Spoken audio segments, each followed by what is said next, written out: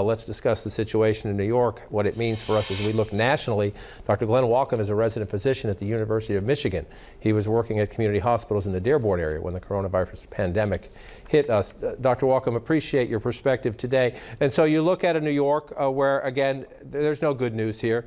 There's less sad news, but you see the plateau at the top and the governor making the case that he can see the beginning of a decline, perhaps. He's at a plateau now. He's hoping it does this. He's wrestling with the balance between safety, economic reopening, making sure you don't overwhelm the hospitals. From your perspective in Michigan, where you've had to deal with a spike as well, mainly in the Detroit area, but an issue statewide, where are you today? Yeah, thank you for having me, John. I really appreciate the opportunity. That's a great question, and I don't really want to go above my pay grade and speak for the state of Michigan or the area of Detroit, but I think from my personal experience in the ICUs that I spent time with, we've had some encouragement in terms of the trends of the pace of admissions, and we've had some more wins than losses in terms of getting some extubations. But again, that's my one experience of where I personally work, and I know there's very much places in Detroit specifically, but in the whole state that are in the full throes of this.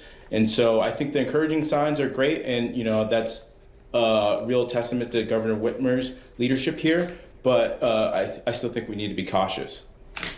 Cautious is a good word, and we're just showing the trend in the cases there in Michigan, and you do see you're beginning to see what looks like a downward trend again. The question is, do you get a spike? We'll continue to watch as Michigan, one of the many states now trying to figure out, your governor says she's going to wait at least a couple more weeks before she starts thinking about reopening. She hopes that line continues.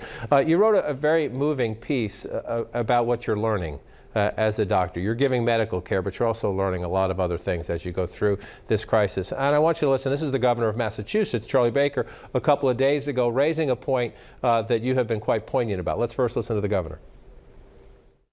It was an extraordinarily painful process for their family to go through this loss of a critical ritual that people believe in and hold on to. That's this chance to say goodbye. The governor talking there and choking up about a friend's mother dying, and you're not there. One of the cruelties on top of the cruelty of COVID-19 is the isolation and the separation for everybody, but especially for those who have a loved one who is in peril in a hospital. Walk us through some of that.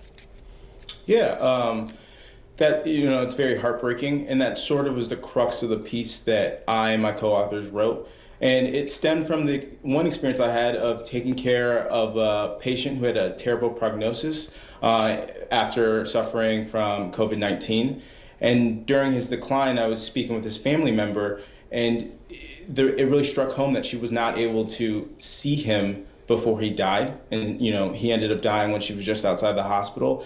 And it was just a really jarring experience for me. And that's, not even to touch on how traumatic it was for her. And so we sort of put that into words as sort of a cathartic exercise. And fortunately, the New England Journal thought it was worth publishing, and it's really resonated with people because I think no one can imagine fathom the pain of not being able to see a loved one that's dying.